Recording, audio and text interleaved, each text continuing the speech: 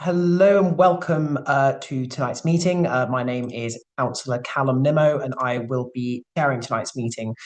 Before we start, we're just waiting for another attendee to join us. So we will have a short adjournment while that attendee does join us, and we hope to be underway very shortly. Thank you very much.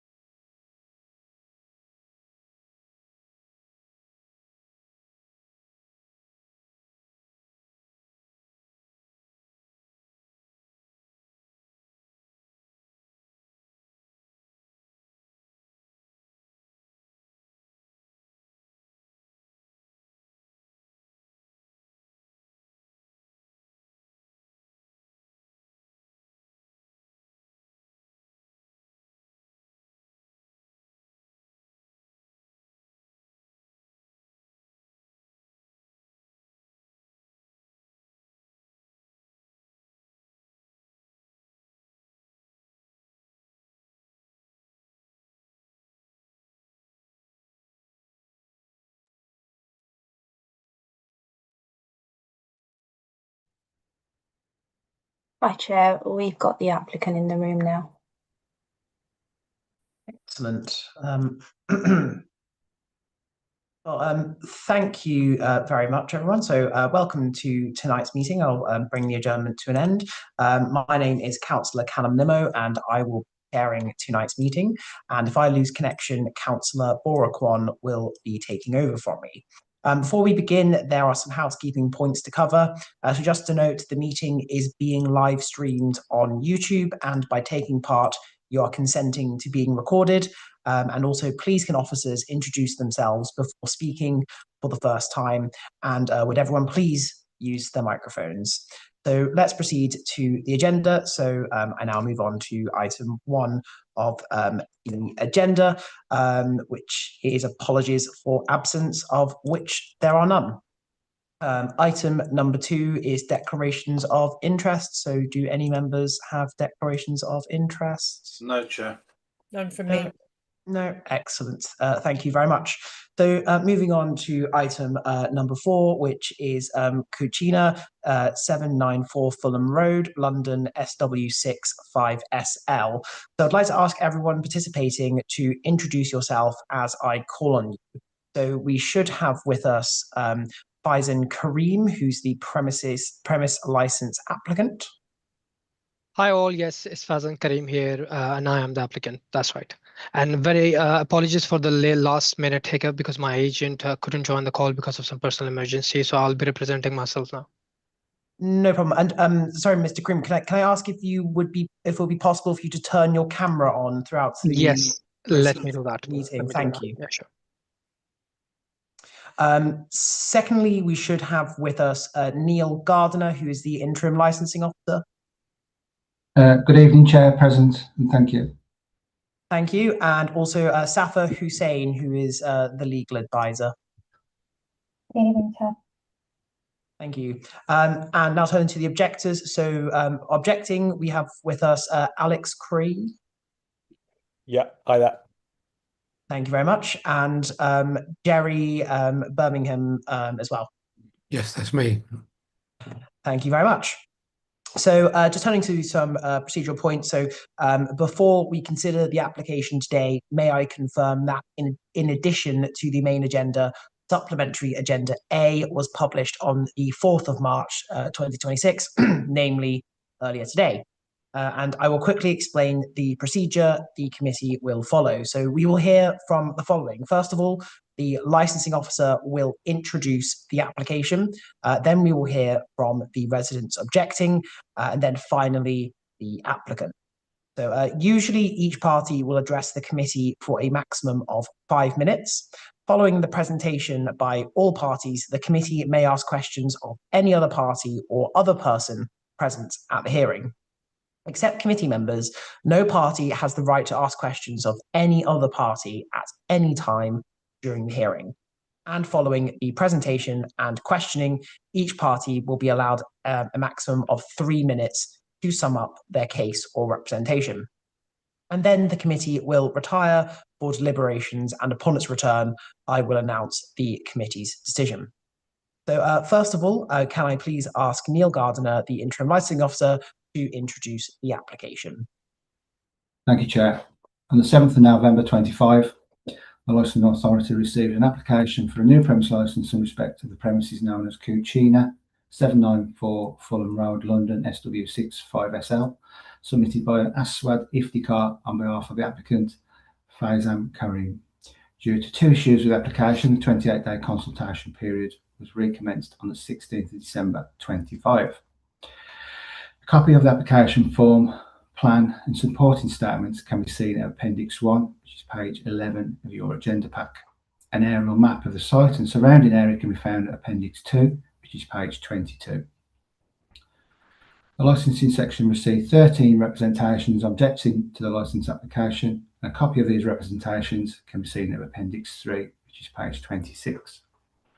On the 25th of November 25, the licensing team forwarded an email with further information from the applicant about the application to objectors. A copy of the correspondence and responses can be seen at Appendix 4, which is page 48. The applicant and the Metropolitan Police have agreed further conditions should the licence be granted, and the police conditions can be found at Appendix 5, page 60.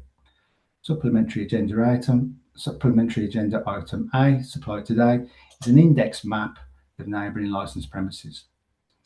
In determining this application, the committee must have regard to the representations and take such of the following steps as it considers necessary for promotion of the licensing objectives. And Chair, the steps available to you this evening are to grant the application in full, grant the application in part, modify the proposed hours, activities or conditions, or to reject the application, Chair. Thank you very much. Thank you very much, Neil. So I'd like to now move to the objectors. So firstly, can I ask Alex Cree to address the committee? Mr. Cree, you have up to 5 minutes. Thank you.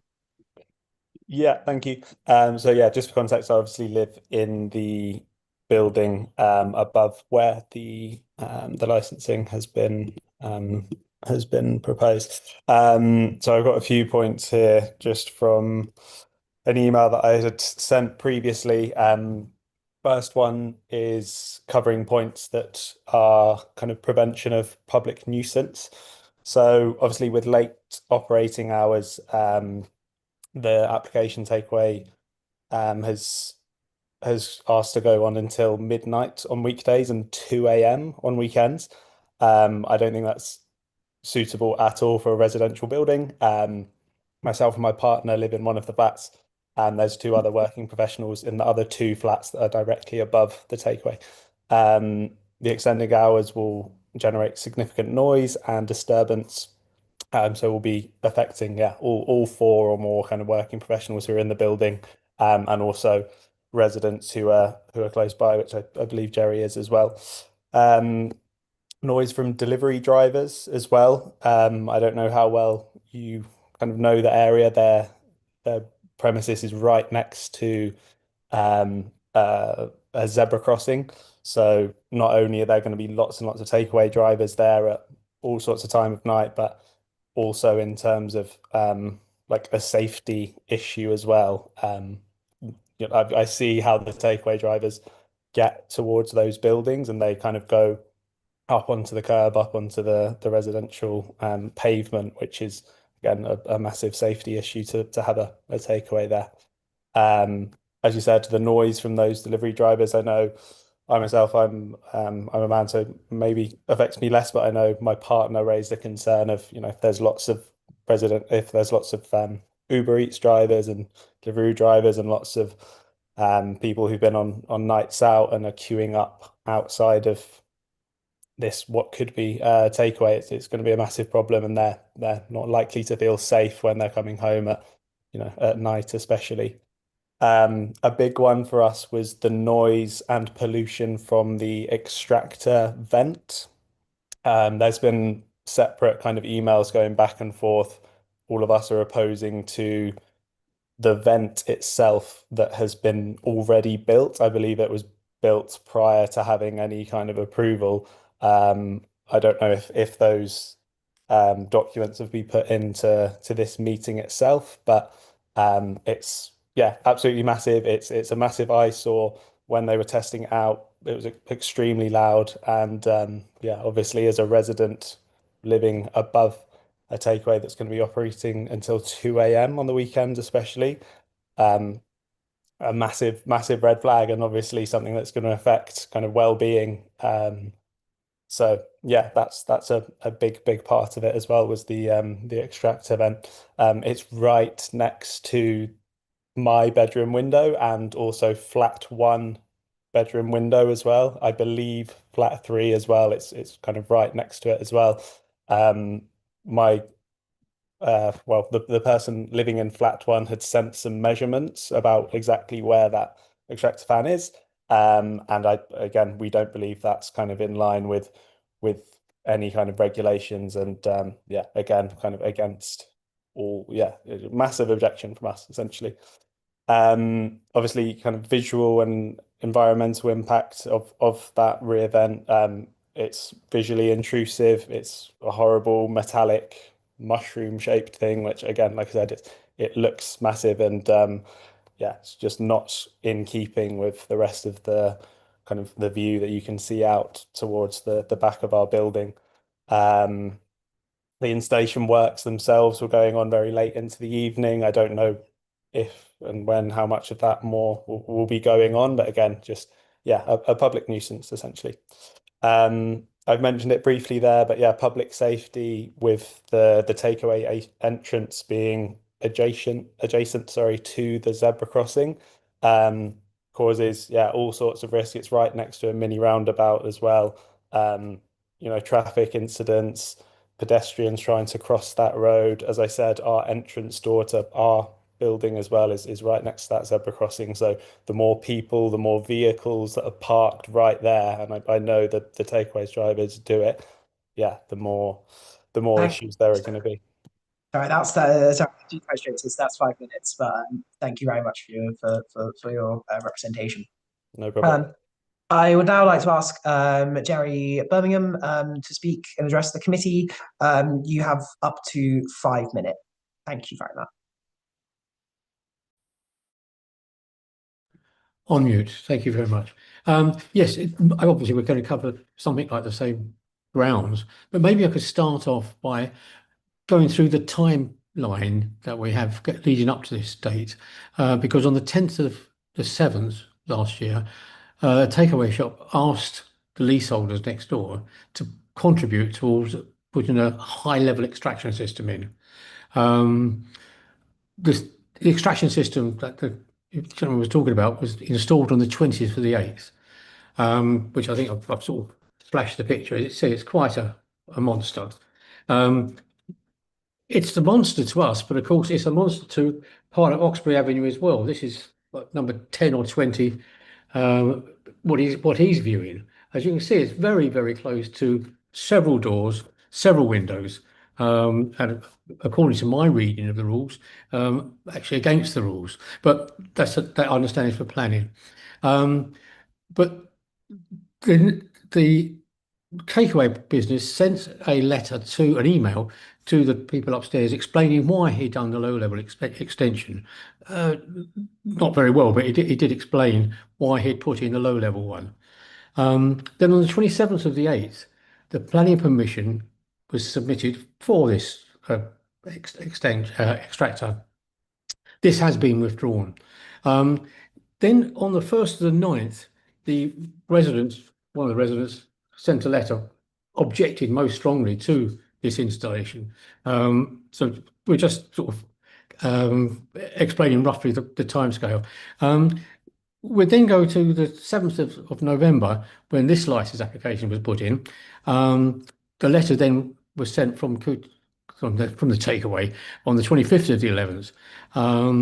Then on the 8th of the 12th, a retrospective planning permission application was put in, which has confused an awful lot of people because they've obviously objected to the first planning application, and now there's another one gone in, and a few of them I've said, have you sent that second one? No, I've done it the first time. So please, if you could have a word with the planning opposition people to take into account the first objection as well as the seconds. Then on the 22nd of the 2nd, at about 11 o'clock at night, some large cooking equipment was being delivered. Not very quietly, if I don't mind me saying so. So that's the timeline.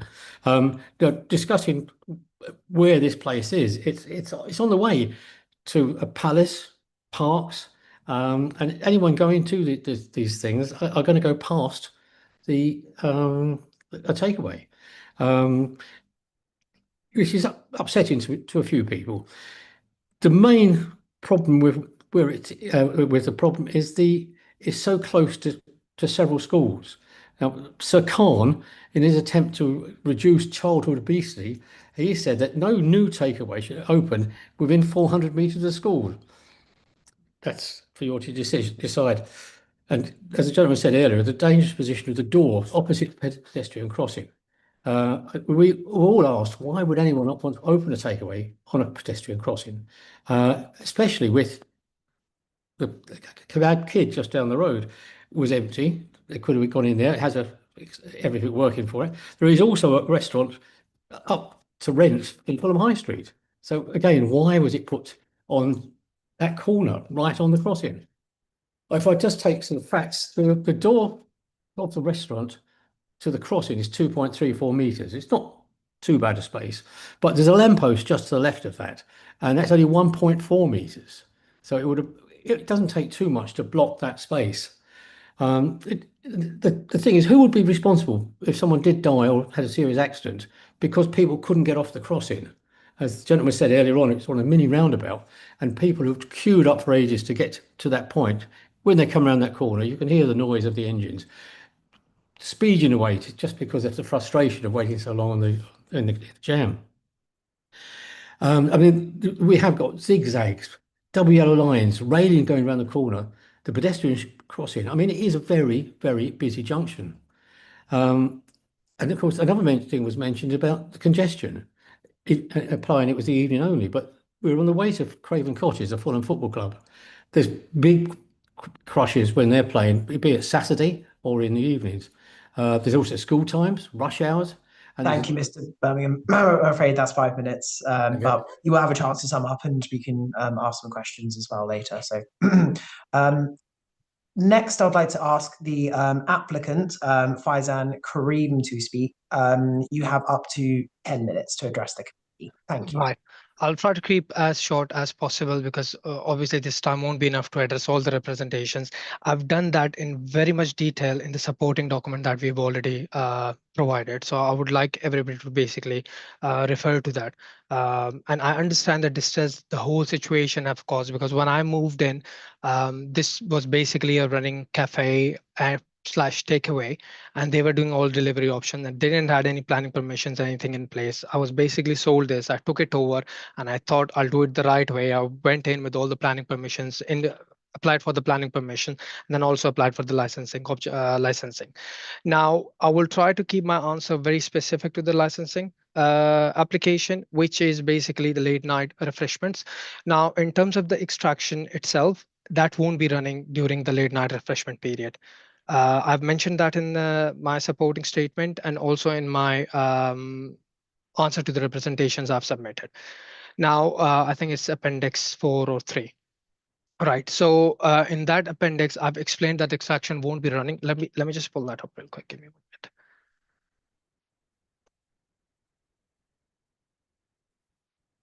Yeah. So basically, where did it go? Where did it go? Give me 1 minute. So our model is based on low noise and all controlled. Late night hours are only we're doing reheating food with no active cooking or running extraction. So that's one thing. And then all collections are being managed inside the premises. We prioritize delivery and mainly using our own electric bike.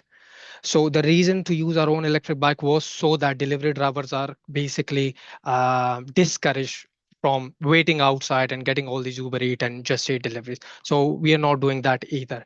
Now, in terms of public safety, I've spoken to the police representative, and we have CCTV and incident logs and all the training available. I went way beyond and done a SIA badge, which wasn't required for me, just so I have proper systems in place to avoid any rowdy customers or refuse to any rowdy customers or drunken customers. We're not serving that. We're not serving any alcohol. We're not serving any energy drinks for say. So that's also basically out of the way. Now, anything else, any other condition the council would like to put in place for us to operate, I'm more than happy to agree to it. So just trying to keep it short and sweet. Thank you very much. Thank you, Mr. Karim, for your representation. So I now move on to committee questions. And can I ask that each committee member can ask questions of any party about the application in relation to the 4 licensing objectives, which, need I remind us, are number 1, the prevention of crime and disorder, number 2, public safety, number 3, the prevention of public nuisance, and number 4, the protection of children from harm. But before I go to my colleagues, just a quick one to clear up. Mr. Cree, in his representation, mentioned a 2 a.m. finishing time. I just wanted to confirm, Neil, what the times are under consideration here, just so we're all on the same page. Yeah, just to clarify, so Monday to Thursday is 2300 hours to midnight, Friday and Saturday is 2300 hours to midnight, and Sunday is 2300 hours to 23:30. Thank you. For clearing that up. I saw Councillor Stanton had his hand up very quickly. So yeah, Councillor Stanton. Thank you, Chair, and thank you to all those who have spoken so far. Thank you also for asking my first question for me. It's very helpful. I do have a few questions. Before I ask the questions, though, having read some of the letters of representation from the members of the public regarding this application, I just wanted to make sure that everybody was aware that the application that has been asked for is for late night refreshment. So that's the serving of hot food after 11 p.m. Whatever happens tonight, Mr. Karim will be able to operate up until 11 p.m.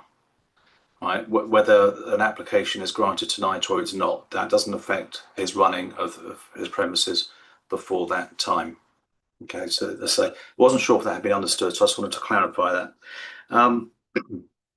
So moving on to Mr. Karim, I do have a couple of questions for you, and it's real. I say they're really for clarification.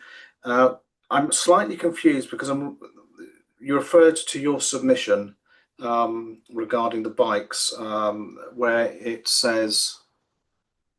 So I'm just going to pop it up, where it says that delivery drivers, including third-party couriers. And you have now said that you'll be using your own. So I just wanted to clarify, which would it actually be? Are you saying that you will not be using third-party No, providers? we will. So mainly we will be using our own e-bike to avoid any noise and everything, and that will be the main thing we will be doing. Because we are doing late night like pilau and stuff, we won't be cooking, or we just be reheating. So it will be only e-bike, and our employees will be able to manage that delivery. But in case if there is an influx of orders, then we will be able to take Uber Eats delivery drivers. So maybe you could explain to myself and those present how that works. So you take the orders through Uber Eats and Just Eat and whatever. Yes. And there's a button or something on there Exactly. that you say we'll deliver this ourselves. So exactly, there is a button on Uber Eats when you can choose whether you're using your, it's literally a button you press and goes left and right. So mainly it's only using our own drivers. But if there is an influx, you can just switch to Uber Eats. And that's on an order by order basis. Yes. And also my staff, what I've come up with the plan is that what I can do is one of my staff will be an Uber. We can register his account as an Uber Eats driver. And in that way, I would be avoiding any sort of, other drivers picking up the deliveries. That basically discouraging people waiting outside, just like the situation with Kebab Minikid. I understand. As I say, I mean, I'm aware of the geography around where you are, because it actually just falls within the edge of my own ward. So I do know the area. So I do have. So I guess my next question would be: so you have what, 1, 2 riders? Where would they actually wait? Where would they Inside. park there? So And the where staff. would they park their electric bike? So that will be inside of the premises. Oh, you'll actually bring it inside. It's inside of the premises, yes. And it's Just like Fire Away. I came up with the idea because looking at Fire Away, they had an e-bike literally inside of the door, have its own spot where it's being charged, and then it can be taken out. Okay, and also, so when you say e-bike, you mean like a Yes. pedal? It's not an Yes. it's not an electric scooter. No. It's a pedal bike, like a pedal light bike. Yes, exactly. Yes. Okay, that's fine. Okay, now that's great. The fan.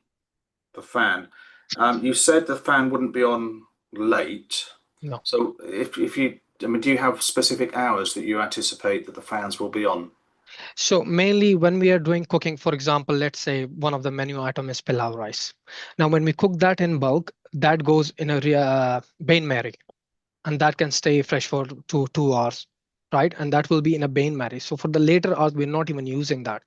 If we have the right bain marie and right the food hygiene processes, that can stay even fresher longer. So we will be doing major of the chunk cooking during the mornings or during the afternoons, and after that we're not really cooking. But I would like to keep it, to the legal limits, which is 11 p.m. I wouldn't be using it, but during the licensing night refreshment periods, we are not using the extraction system at all. Okay, and if you were suddenly overrun with orders? On Uber Eats, on Just Eat, we are using a third-party application which is called Rush Hour. What it does is we give it our stocks, what we have available, how many orders we can cater, and as soon we reach that, it cuts off everything. Okay. And just to add another point, because I surveyed the local area and there were single mothers and families that were walking across the bridge to Putney to get just a takeaway or something. And they said if there is something in the area, that was the whole reason I came up with this application. Well, okay. Okay, thank you. So one of my last questions, you've said that there'll be no late night eating, seating. So you're suggesting then that will all be takeaway. That's right. But so when you say takeaway, so you'd allow walk-in takeaway and phone takeaway as well as delivery. So there could, for instance, let's just say if I'm 15 of my best friends, I mean, I don't have 15 friends, but let's just say I did, we're leaving the pub, we could all come and get a takeaway. Would there be room for 15 of us to be waiting inside your premises? There will. This is a bit. I personally would admit that I'm a bit confused about it. I may change it later on, but there is enough space for people to wait inside because the space is quite big, and I've put in 8 seats there. But people before me were actually seating 40 people in there. So there is ample space, but I wouldn't be really allowing anybody to come in, wait. Anybody rowdy, drunken customers, we're not even catering for. Well, let's assume they're not drunk. Let's just assume they're just hungry. Just take me through the process. If I turn up at 11:15 at night, what would I see? What would I do? And what would you tell me to do? And how would I get my food? So walk-in orders we are not doing. We will only be doing phone orders or website orders or Uber Eat and Just Eat orders. That basically takes away anybody entering, waiting, and becoming like a hotspot for people to just hang around. Okay, no, that's great. So I did ask about walk-ins. I must have misheard you. So you're saying after, do you have a specific time that you're going to cease doing walk-in orders? We are planning after 10 p.m., but we'll just keep it to 11 p.m. The later. Okay, so no walk-in orders. I mean, let's just say the committee were minded to grant you this application, and we imposed a condition that the last walk-in order was 10 p.m. I'm going to continue speaking, but you look as if you've frozen. Are you there, Mr. Karim? Can you hear me? Hello, can you hear me? Yes. I'll just connection or something like that. That's okay. I don't know. Did you hear what I was saying? No. No idea why I dropped out. Can you hear me now? I can hear you now. Yes, Perfect. yes. More importantly, just at the moment, can you hear me? And did you hear what I was? Yes, I did. Okay. So just in case any of it did go missing, I'll repeat it. Which is to say that if the committee were minded to grant your application today, and we considered that it was reasonable to impose a condition that the last walk-in was at 10 p.m., would that be acceptable to you? I would be basically 50-50 on that. This is something I would have to think about. Because what happens is sometimes the locals, they are passing by and basically they're sticking to the 11 p.m. cutout, which is the area's norm. Everybody's going taking takeaways. So that would be meaning like me losing business. I'm talking specifically about walk-ins here. I'm not sure. I don't seem to be a bit happy about it. Okay. Yeah. No, okay. Look, I'm not trying to prejudge the committee's decision at all. But if I don't ask you now, by the time we go to our deliberations, it's too late to ask you. So I'm just looking through my notes. I think, Chair, that is I'm sure that Councillor Kwan will be asking about deliveries. Will Councillor Kwan be asking about? Yeah. So I'm going to leave it there. I may come back later. Thank you, Councillor everybody. Stanton. Thank you. Councillor Kwan. Thank you. Mr. Kareem, can I ask about the nature of the restaurant? Because I think there is some confusion as to sort of whether it's a fast food restaurant or for which doesn't sound like it from what you're talking about. So is it like a fast food restaurant, which, you know, the price point is like £5 to £10, lots of takeaways with single use sort of containers that can be thrown in the street, or is it more like a sort of takeaway where you know, the food comes in containers and it's taken to eat at home, so people, it's not, you know, people will be unwrapping it to eat in the street? It's mainly eat at home because these are like rices and kebabs and chicken coming with it.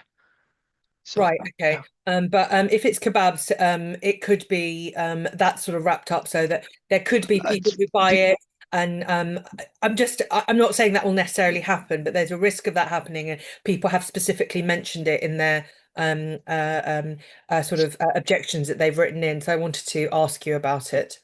That's right. So in my supporting statement, I've said that we will be looking around the area. If there is any litter due to our customers, we will basically be rethinking whatever we are doing and maybe retract from the whole late night refreshment. So not only this will help our customers, if there is litter around my just next to our door or in our area or in the back street, that will be cleared up by my staff. So yeah, no, it's more about, obviously it's sort of impossible to police, you know, people who come in, and if they buy a kebab late at night, they might be drunk or just in a mood where they're not as law abiding as they usually are, or as considerate as they usually are, and they might unwrap something and throw it in the street. So so you do serve food like kebabs, which could yes, right, okay, but would you class it as a fast food? I wouldn't. No. I guess the distinction I'm making would be the price and the kind of customers that would be coming in. So if it's sort of very casual customers, if it, you know, in my mind, if it's fast food, it attracts a sort of post pub crowd that might be a little bit noisier, might have drunk, or is it more like it will be open late, but it's more for people to buy takeaway to eat at home? It's mainly to buy it, to take away, to eat at home, mainly because the reason I came up with was because of serving all the families and people around. So it's mainly for them to have a late night takeaway when they cannot find anything else and they have to go to Putney or somewhere else, North End Road probably. Do you have any idea of what percent, sort of like just roughly, what percentage of customers you expect to be walk-in versus eat-in versus delivery? I understand the delivery is probably a bit difficult, but like in your mind, when you came up with a concept for this business, was it going to be more of a eat-in, more of a takeaway? What's your kind of image for the business? It was mainly for eat-in, but later down the line, we just made it a hybrid. So we have both options, because if I go into the business, right, and if I have an opportunity to take, I would take that. So if it's going towards the takeaway side, which makes more money, I would just leaning towards that, but making sure that we're still keeping the Fulham vibe intact, which is no littering. I don't see a lot of garbage around, no waste around. So just to make sure that the vibe of the street, everything basically stays intact. Okay, so and then when it comes to the deliveries, obviously there's been some discussion about sort of where the now obviously if you could operate the business just with your in-house drivers, that would be, you know, fantastic. But realistically, we're not even let's just say that obviously you have to use those at the moment. Do you have any idea, have you done any research into where those drivers stop in the area, the ones that serve your competitors and your neighboring food restaurants? I won't really have a lot of competition because I'm not going towards the pizza or let's say quick roll kebabs or anything. So it will be mainly my customer, my own delivery driver taking care Yes. of it. So this is the research. The main research was that I just use my own pedal assisted bike. Yeah, sorry. I think you misunderstood my question. I didn't use the right words. Do you know where drivers who serve those other restaurants in the area, where they currently come to when they come to pick up deliveries, where do they stop? Oh yes, so it's in case of Kebab Kid Mini, which is now closed recently. Their drivers were stopping by, and I forgot the street name. Oxbury Avenue. They were stopping by on that corner, and for Fire Away, I haven't seen a lot of delivery drivers personally. Maybe other people would know better. So I haven't really done a lot of research on that end. But I personally noticed that there used to be one delivery driver outside Kebab Mini Kid. I'm not sure what happened to them. They closed anyways. Okay. Chair, could I ask that question to the two objectors, just see if they're aware, obviously, of living in the area where drivers who currently serve sort of restaurants in that vicinity stop. Of course. So if I start with Mr. Cree. Yeah, I think just so when I get a delivery, if I can do it that way, a lot of the motorbikes or the little e-bikes will pull up. I don't know how well you know the area. Will pull up kind of onto the zebra crossing and leave their bikes against the black metal kind of railing that's there. And they'll like tie their or chain their bike up there, which was one of the kind of concerns that I raised. Um, it's never been since I've been in this building for 3 years, and it's never been a takeaway down there. It keeps coming up a lot, but the previous owners of that unit were open for like a handful of days. It used to be a coffee shop, which never had any takeaways of any sort that I saw. And then before that, yeah, it's been kind of closed a lot. So yeah, there's not really been any kind of history of actual kind of Uber Eats drivers getting takeaways from there. Yeah. Okay, but I am not a cyclist so I know that cars can't park on the on the zigzag line near a zebra crossing, obviously, but I wasn't aware that sort of bikes and would do that. So I don't know whether they're allowed to, but obviously your anecdotal evidence is that they do that. So that's a risk. Can I ask the same question to Mr. Birmingham?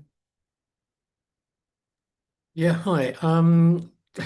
I've been living and working in Fulham for over 70 years, and of course, takeaway is a relatively new thing. But I was taking a few pictures of the area, and I have seen some delivery bikes, and this is one of them. He was actually told to move by another delivery bike driver because he parked across the door. So I don't think when you talk about delivery drivers being thoughtful is really the way to look at it. I should also point with that delivery driver, and that's, if you don't know the area, that's the area outside the shop, as you can see with the pallet. So there's not an awful lot of room for anyone to stand at any time other than right on that zebra crossing. As I say, it's to me, it's a disaster waiting to happen, but obviously. I mean, I know the area very well as to sort of travel through it and so on, but I don't get takeaways in the area, so I don't know the behaviour of delivery drivers sort of in that specific spot, like where they would stop if they were to service that restaurant. Do you know outside of sort of the general behaviour of drivers? Do you know at the moment where drivers serving that area near you, or near that spot under discussion, like where they stop? Wherever they feel like. Okay. There's rules that you're talking about, and their rules. They're different things altogether. Yes, as I said, I'm not my failing is as I don't use a bike, so I don't know sort of the actual rules of whether or not you're supposed to stop on the zebra crossing lines. Cars obviously absolutely not, but I don't know whether bikes and motorbikes. So I don't know about push bikes, but motorbikes, I think are the same rules as for cars. yeah, I would have thought so. Okay, thank you very much. Okay. I don't have any further questions, Chair. Thank you, Councillor Kwan. Councillor Stanton, yes.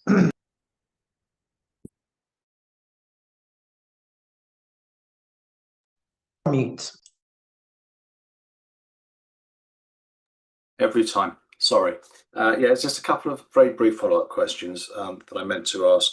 The first one is, I'm not sure, are you actually, Mr. Cream, are you actually trading now? No. No, you're not. Okay, fine. Well, that does answer most of the rest of my questions. The second question is, at the end of the evening, what's your clear down procedure? Where do you put bins? And what time would you do that? And when are they collected? Yeah. So again, that's been explained in my supporting statement. Everything, all the refusals, waste is being kept inside, because everything before 10 p.m. has been cleared. So in 2 hours, we can't really get a lot of waste. We just keep it inside. The next morning, it will be taken out. Okay, that's fine. Thank you. Thank you. That was everything. Thank you, Councillor Stanton.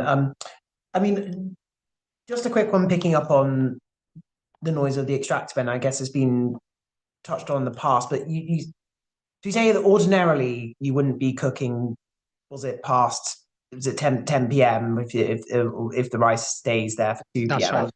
And the extractor fan's only used when you are cooking.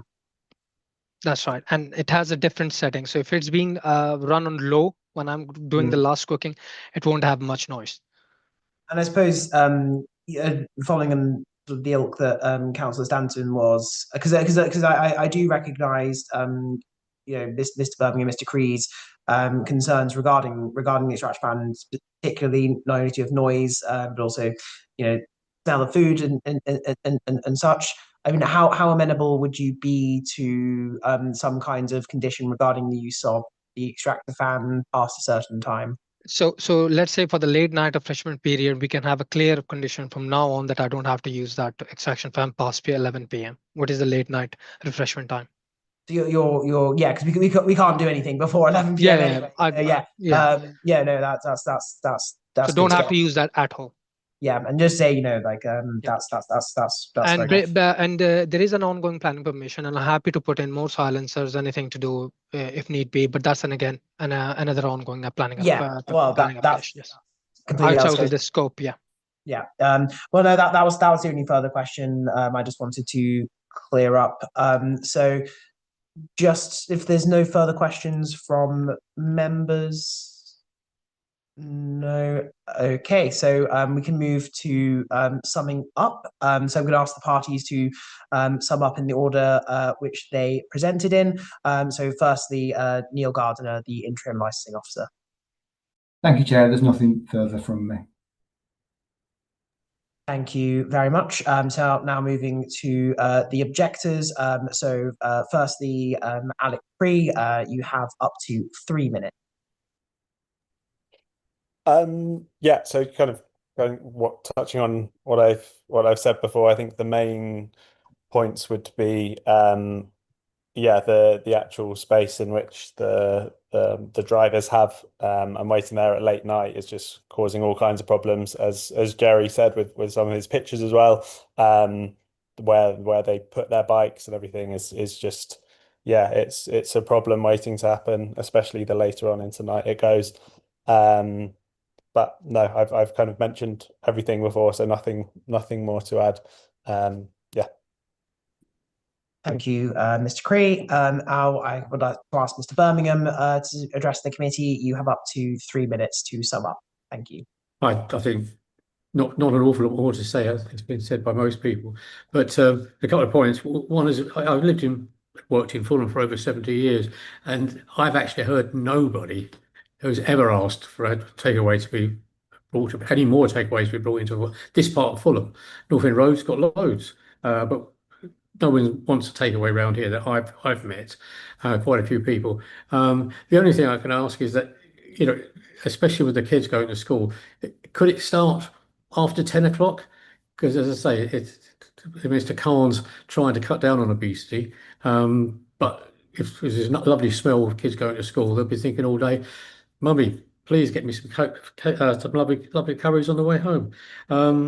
But no, as I say, the opening, closing time, if it was restricted, and if somehow or the other, I know it's not your department, but surely that extractor system on a back roof cannot be any good for anyone's health.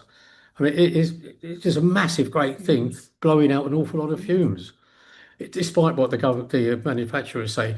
Because when the old one was in use by the kebab kid, there have been numerous people making complaints about it, and people are very happy to go on record about it as well. Thank you. Thank you, Mr. Birmingham. And lastly, Mr. Karim, you have up to 6 minutes to address the committee. I would like to ensure everybody on this meeting basically, and all the representations I've received, that I'm definitely not planning any distress to any of the residents. I understand that the extraction canopy is a bit big. With Kebab Mini Kit, he didn't even have a planning permission and he put in an extraction system. He didn't have ESP system, which I went way beyond to pay for that and put in an ESP system, which is basically like a plant abatement system to keep in all the fumes and everything in check. So, and going forward, there was another point I've just forgot about it. But yeah, like I've said, we're using e-bikes. I've mentioned everything in proper detail in my supporting statement and in my answers in the representations we have received. So that's all from my end. Thank you, Mr. Karim. So the committee will now retire to take its decision in a separate meeting room. You are welcome to remain in this meeting to hear the committee's decision. However, this may take some time. If you do not want to wait, a summary decision will be published on the council's website tomorrow morning. So can I ask all members to mute their microphones and move to the separate teams room for deliberations? Thank you.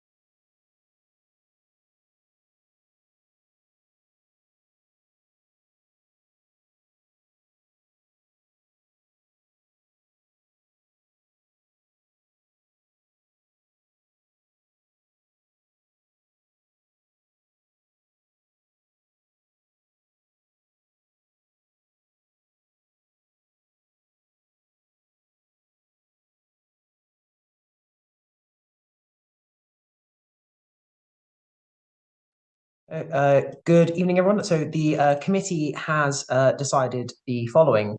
So in the London Borough of Hammersmith and Fulham, this is the summary decision of the licensing subcommittee, otherwise known as the committee, on the 4th of March 2026 in relation to Kenicha, 794 Fulham Road, London, SW6 5SL, known as the premises.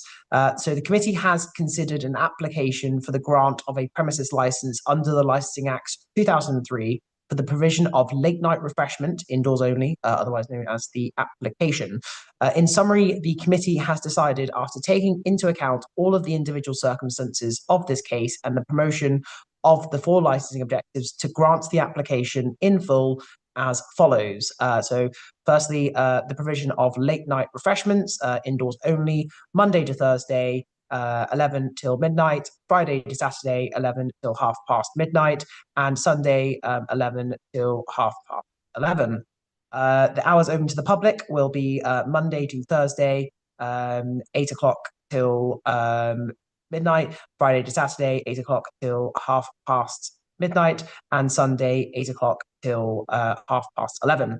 I'm going to add to the license all the conditions proposed by the police and agreed by the applicant. Also, the extractor fan is not to be used past 11 p.m. Monday to Sunday, and there will be no walk-in takeaway orders past 10:30 p.m. Monday to Sunday. A copy of this committee's full decision, including its reasons and the full text of the conditions added to this license, will be sent to the parties forthwith.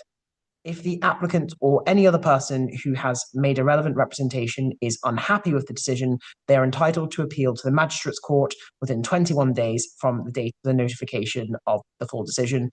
This is the decision of the Licensing Subcommittee on the 4th of March 2000.